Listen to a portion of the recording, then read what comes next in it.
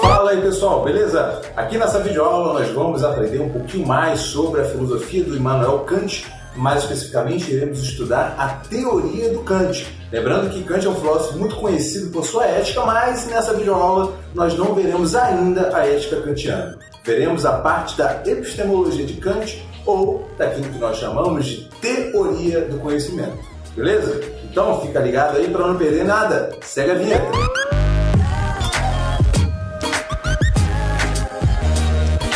Um ponto extremamente importante para você compreender da filosofia kantiana, mais especificamente sobre a teoria do conhecimento de Kant, é você contextualizar esse filósofo historicamente no que diz respeito à própria história do pensamento.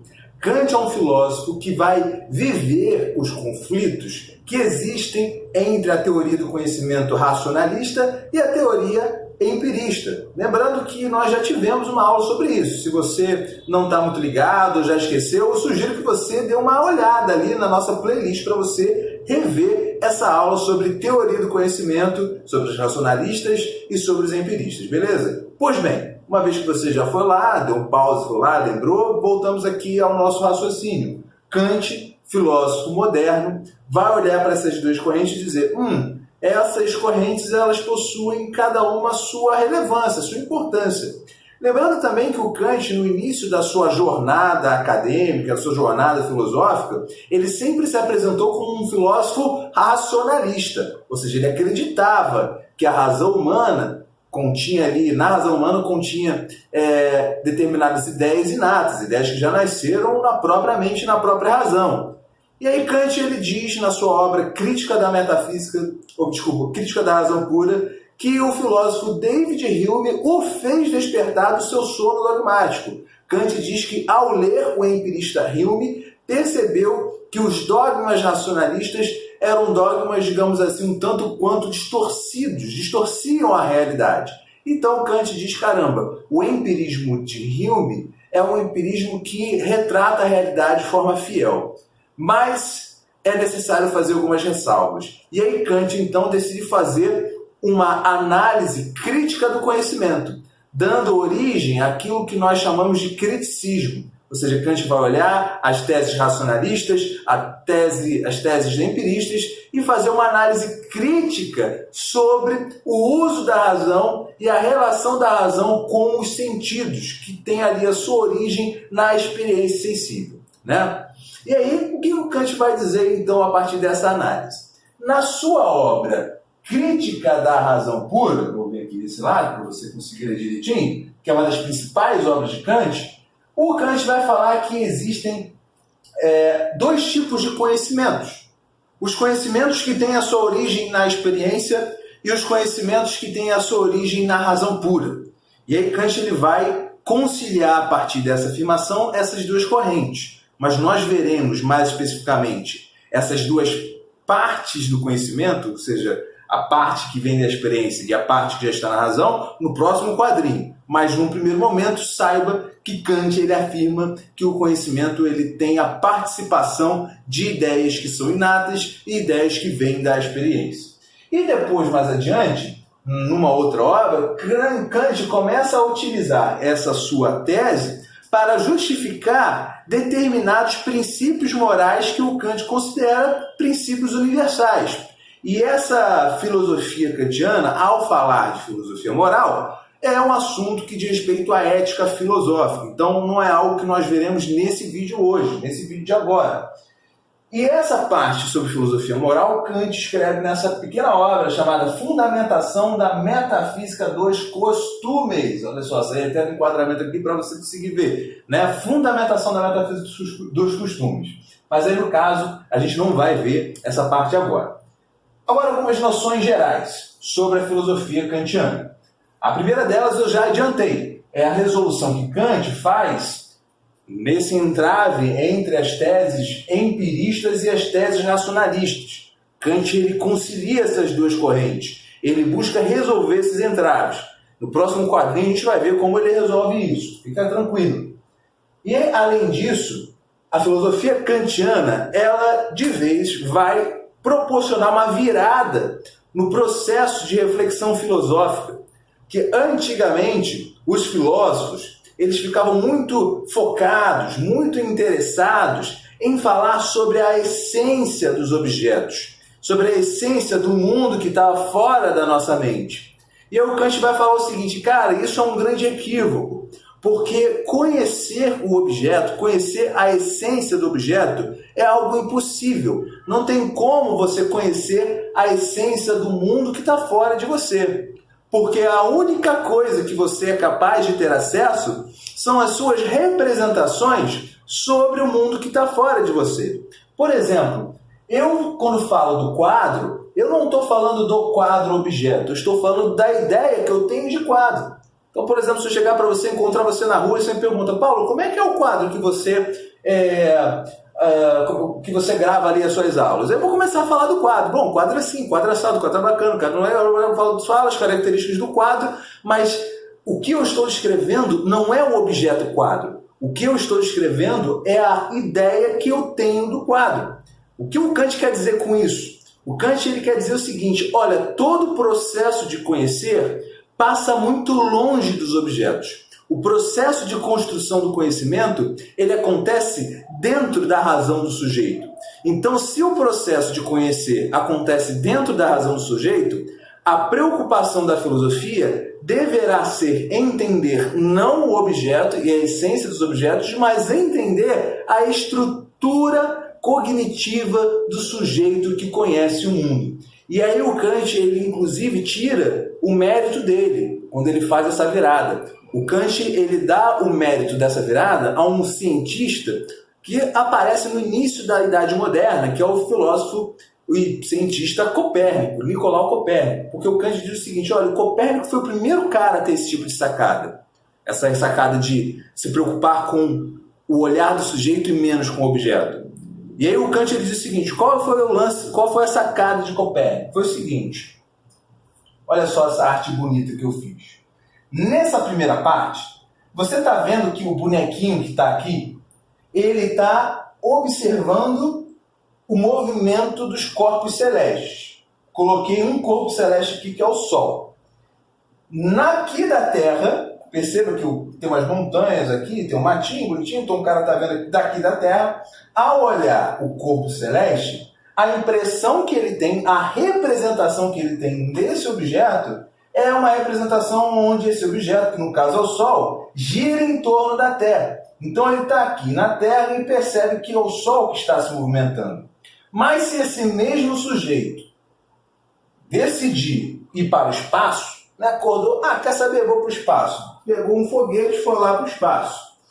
Qual vai ser a percepção do sujeito? Vai ser uma percepção diferente. O mesmo sujeito, ao se mudar de posição, ele percebe a realidade de outra maneira. Ele vai notar que a Terra, que é o lugar onde ele estava, está girando em torno do Sol, enquanto o Sol está paradinho. Ou seja, o Copérnico, ao defender o heliocentrismo, que é isso que Copérnico faz, lembrando que o heliocentrismo é aquela teoria onde o Sol ele permanece no centro do sistema e os outros planetas giram em torno do Sol. E Copérnico é um filósofo que vive ali no início da Idade Moderna, onde o geocentrismo ainda sobrevivia de forma muito intensa na sociedade europeia. Galileu ele vem surgir bem depois de Copérnico, lembrando que Galileu é o cara que vai comprovar a tese heliocêntrica. Então, antes de Galileu, o Copérnico já falava do heliocentrismo como se fosse uma verdade.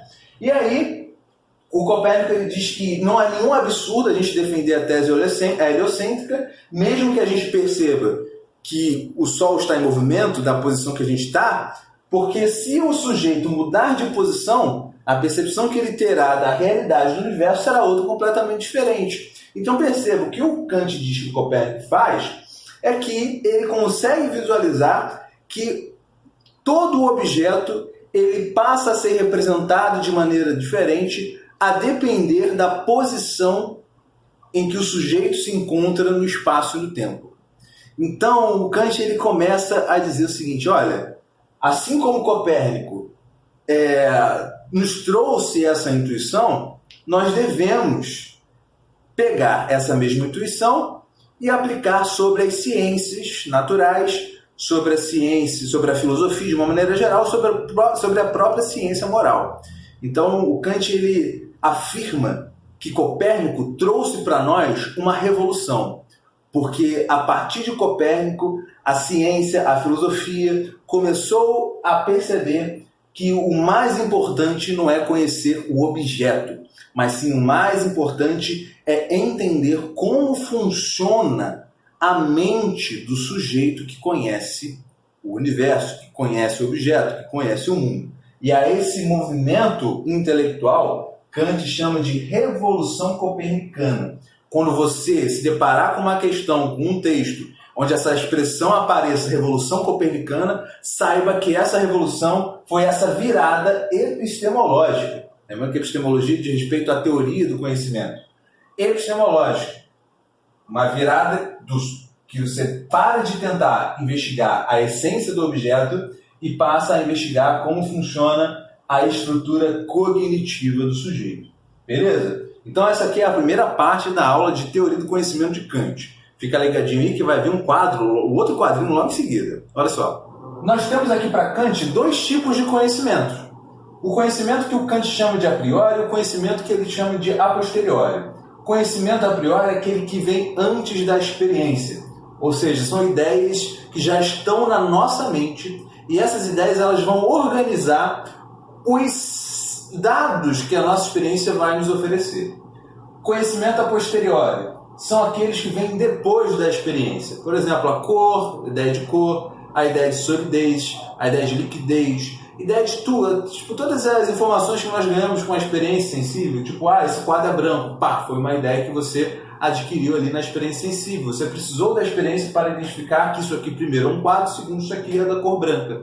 Mas, se não tivesse na sua mente a ideia de tempo e a ideia de espaço, que o Kant fala que são ideias que já nasceram na nossa mente, por um motivo óbvio. Qualquer pessoa, abrindo parênteses, qualquer pessoa, mesmo que ela não tenha nenhum dos sentidos, e alguém dissesse para ela, por via, sei lá, de uma transmissão de pensamento, dissesse para ela, que ela não tem sentido, né? Não adianta você falar porque ela não viria. Mas ela não tem nenhum dos sentidos. Alguém por transmissão de pensamento dissesse para ela que algo está posicionado no espaço. Essa pessoa entenderia o que você está dizendo. Porque para você compreender a noção de espaço, você não precisa da experiência. Para você compreender a noção de tempo, você também não precisa da experiência. A noção de tempo e espaço são ideias que já estão inatas, já nasceram na sua cabeça, logo são ideias a priori. E você precisa delas para poder criar outras ideias a partir das suas experiências. Porque, por exemplo, você só consegue acompanhar aquilo que eu estou dizendo porque você percebe uma certa cronologia na minha fala. Eu faço menções a certas coisas, a certos exemplos que você já viu no espaço, no tempo. Então, você só consegue compreender os dados da experiência a partir do momento que você tem essas categorias de espaço e tempo.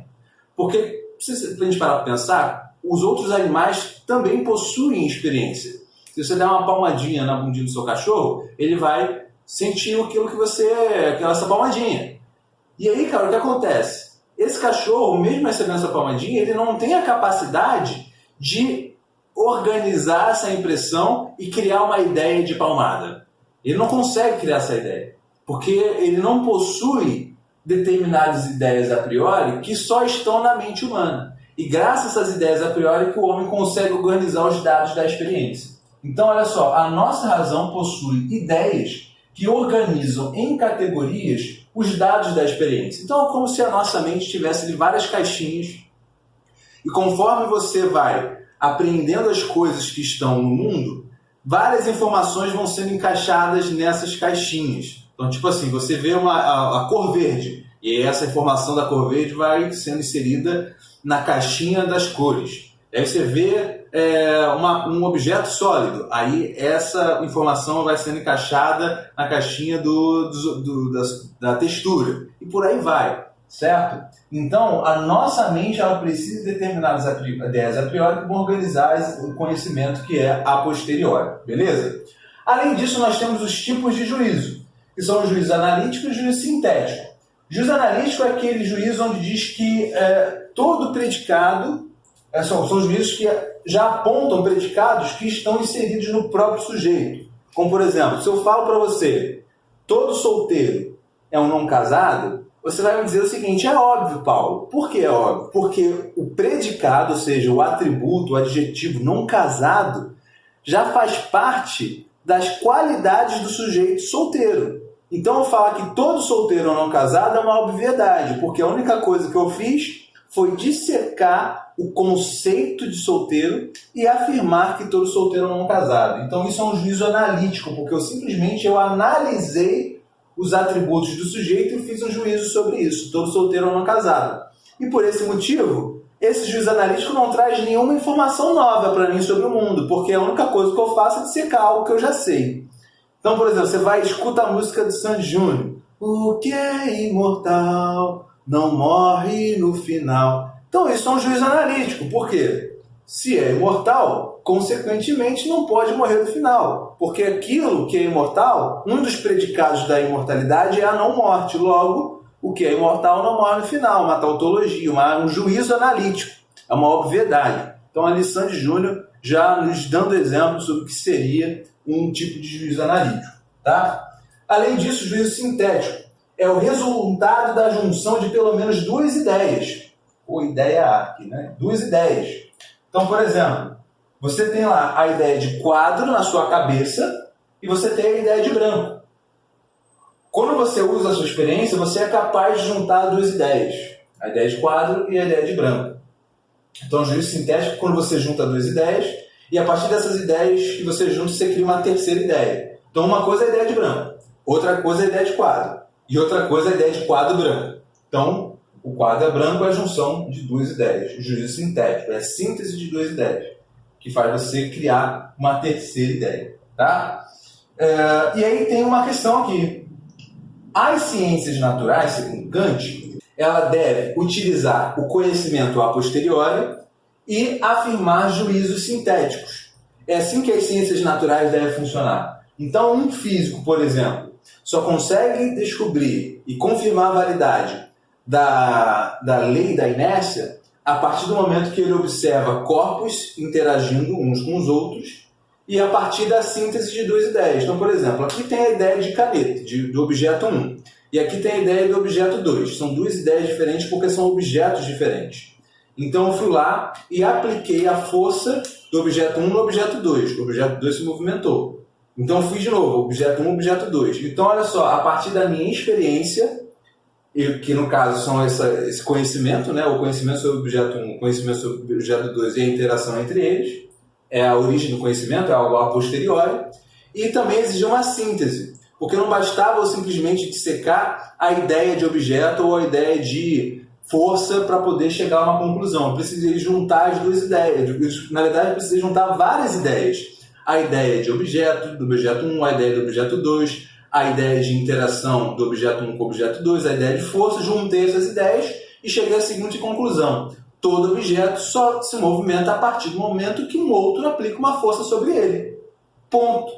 Eis aí um conhecimento sintético a posteriori, porque eu precisei recorrer à observação e eu juntei várias ideias e cheguei a uma conclusão que não é uma obviedade, é um conhecimento novo. Então, toda ciência natural, ela parte de juízos que são sintéticos a posteriori. Entretanto, Kant faz a seguinte pergunta: e os conhecimentos que são sintéticos a priori, ou seja, junção de ideias distintas que me fazem chegar a uma conclusão, mas sem recorrer à experiência, será que eles existem? Kant ele vai afirmar o seguinte: sim, existem conhecimentos que são sintéticos a priori, mas esses conhecimentos sintéticos a priori não são conhecimentos, não são juízos que fazem parte da ciência natural. Porque o Kant ele diz, olha, a ciência natural ela só avançou no pensamento porque ela abandonou essa ideia de juízo sintético a priori. Entretanto, a filosofia moral, a ciência moral, ela só é possível graças ao conhecimento sintético a priori, por um motivo muito simples. Tudo aquilo que é a posteriori, ou seja, vem da experiência, é relativo, varia de acordo com a percepção do sujeito. Então, por exemplo, a branquidão desse quadro é uma para mim. a branquidão desse quadro é outra para você. Aliás, nós estamos aí intermediando a sua experiência a partir de um outro objeto, que é uma câmera. Então, aquilo que eu estou vendo agora é completamente diferente daquilo que você está vendo agora. É o mesmo objeto, mas percepções diferentes, perceba. Então, aquilo que é a posteriori é algo relativo. Entretanto, aquilo que não depende da experiência, ou seja, aquilo que é a priori, não pode ser relativo. Aquilo que é a priori é algo universal, assim como cálculos matemáticos. 2 mais 2 é algo universal, sempre será 4, não depende da experiência. E qualquer outro tipo de ideia a priori é universal. Assim como Kant vai dizer a moralidade. Segundo Kant, a moral ela só pode ser algo a priori, porque a moral ela precisa ser universal. A moral ela não pode ser relativa, logo ela não pode ser a posteriori, porque tudo que é a posteriori varia de acordo com a percepção do sujeito. Se a moral é algo a priori, todos os seres racionais terão a mesma percepção sobre a moral. E é por isso que nós veremos a moral numa outra videoaula, na videoaula seguinte. Então, pessoal, é isso aí. Aquele abraço e até a próxima. Valeu!